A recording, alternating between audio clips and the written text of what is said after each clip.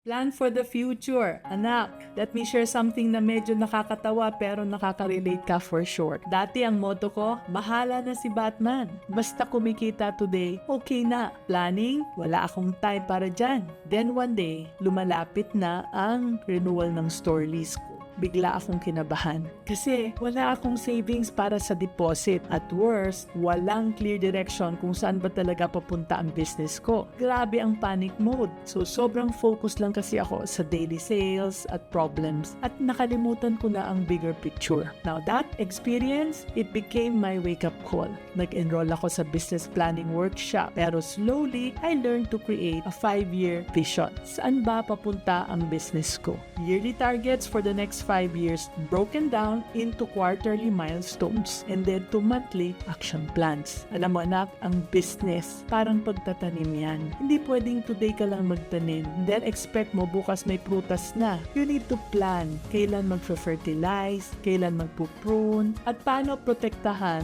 sa bagyo. Ngayon, hindi na ako nagugulat sa mga challenges. May contingency plans na ako. At ang best part, yung excitement na alam naming may clear direction na kami. So, start planning for your future today, anak, kasi yan ang way para maging successful at business-minded Pinoy.